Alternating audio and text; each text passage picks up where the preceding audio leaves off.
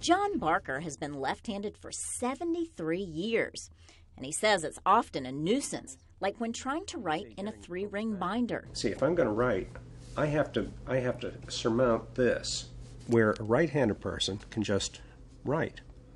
He says that eating at a table set for right-handed people is also a pain.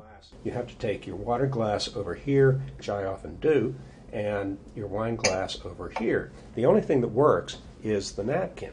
Barker is retired now, but he had a demanding career, running the late President Lyndon Johnson's presidential campaign and serving as former President Bill Clinton's press secretary when he was governor.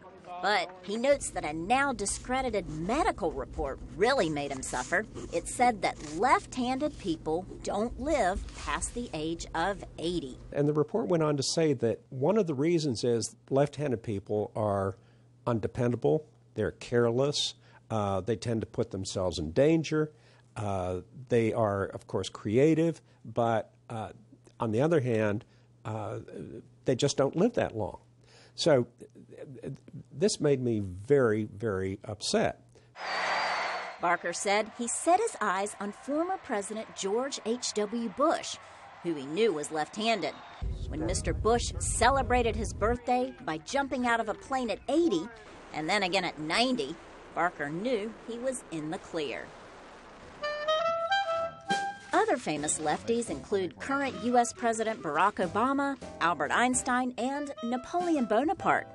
Scholars say that left-handers are more spatially aware, better at learning languages, and more superstitious.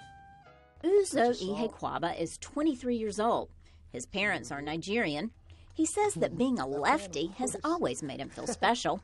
I'd probably drop the ball if I was doing it with my right. Uzo is proud to be a lefty, but says that some of his high school friends in Nigeria weren't. I remember having conversations with a few of my classmates who remember as children being left-handed but were sort of forced to use their right by their elementary school teachers. Uzo himself scores high on the creative scale. He's finished a screenplay, and he also writes songs and composes the music.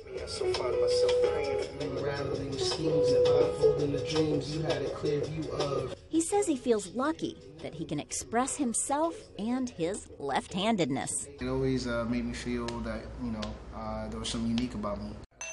Oh, and that's one more thing they say about lefties, that they feel superior.